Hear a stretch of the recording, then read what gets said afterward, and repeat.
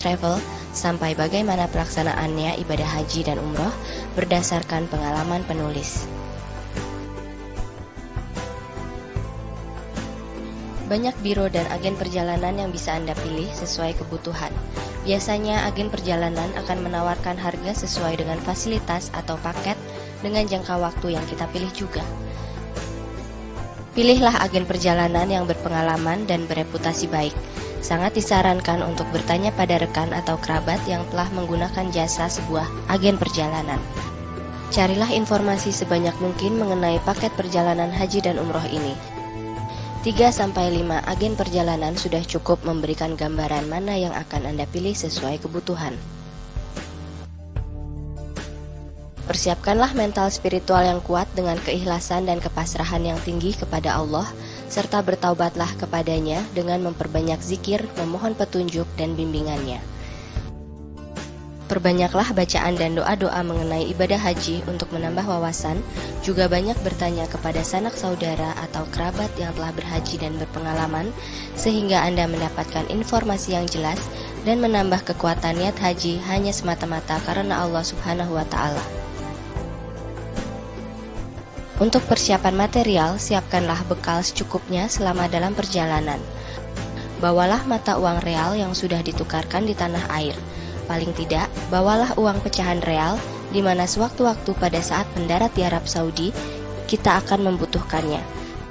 Dan tak lupa juga meninggalkan sejumlah uang untuk keluarga yang ditinggalkan, yang kesemuanya itu sudah Anda pikirkan jauh-jauh hari. Bawalah barang dan perlengkapan sesuai kebutuhan Anda. Jangan sampai membawa barang yang nantinya tidak Anda butuhkan, karena selain merepotkan Anda sendiri, juga akan merepotkan orang lain. Perjalanan ibadah haji berbeda dengan perjalanan berwisata. Ada 2 bandara yang digunakan para jemaah haji, yaitu Bandara King Abdul Aziz Jeddah dan Bandara Amir Muhammad bin Abdul Aziz Madinah. Beberapa kegiatan standar yang dilakukan begitu mendarat harus Anda lalui, seperti pemeriksaan paspor, pemeriksaan badan oleh petugas Arab Saudi, dan pengecekan koper dan tas tentengan. Setelah selesai pemeriksaan, keluarlah dengan tertib ke tempat istirahat di bandara. Dalam hal ini, biasanya pihak agen perjalanan telah menyediakan tempat khusus bagi jamaahnya, sehingga sambil menunggu bis pemberangkatan menuju Mekah ataupun Madinah, Anda dapat tenang dan nyaman beristirahat. Setelah menunggu cukup lama, jamaah akan berangkat menuju Mekah atau Madinah sesuai dengan ketentuan yang telah disepakati. Apakah akan menuju Madinah terlebih dahulu atau Mekah terlebih dahulu? Pakaian ihram adalah pakaian berwarna putih yang harus Anda kenakan pada saat akan mengerjakan ibadah haji atau umroh. Pakaian ihram pria terdiri dari 2 lembar kain, sehelai dililitkan dari pinggang hingga lutut, dan sehelai lagi diselempangkan mulai bahu kiri ke bawah ketiak kanan. Wanita, pakaian yang longgar dan menutup tubuh kecuali telapak tangan. Larangan pada saat berihram. Memakai wangi-wangian kecuali yang sudah dipakai niat ihram. Memotong kuku dan mencukur atau mencabut rambut badan. Memburu binatang buruan darat yang liar dan boleh dimakan. Membunuh dan menganiaya binatang buruan darat dengan cara apapun, kecuali binatang yang membahayakan boleh dibunuh.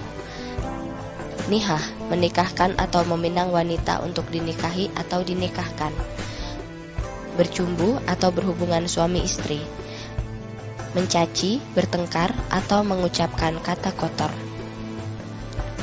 Miqat adalah batas garis dimulainya jamaah berniat untuk melaksanakan umroh atau haji. Dibedakan atas 2 macam, yaitu miqat zamani, yang berarti batas waktu, dan miqat makani, yang berarti batas letak geografis, yaitu Bir Ali, Al-Huffah, Yalamlam, Karnil Manazil, dan Zaru Irkin. Umroh artinya berziarah atau berkunjung sesuai dengan tata cara tertentu. Pelaksanaannya bisa setiap saat, kecuali hari Arafah, hari Raya Kurban pada tanggal 10 Zulhijjah, dan hari Tasyrik pada tanggal 11, 12, 13 Zulhijjah. Dilakukan dengan niat dan berihram dari mikot, kemudian tawaf, sa'i, dan diakhiri dengan tahallul. Tawaf adalah mengelilingi Ka'bah sebanyak 7 kali, di mana Ka'bah selalu berada di sebelah kirinya. dimulai dan diakhiri pada arah sejajar dari Hajar Aswad.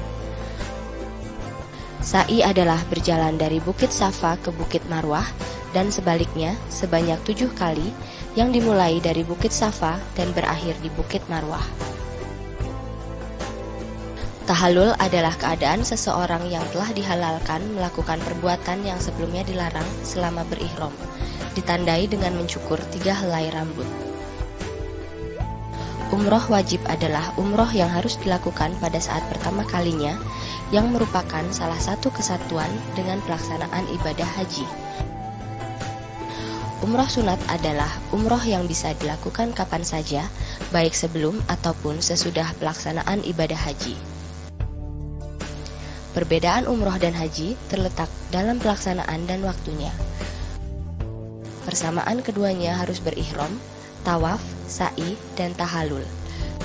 Namun dalam waktunya, umroh bisa kapan saja, kecuali pada saat-saat hari-hari haji.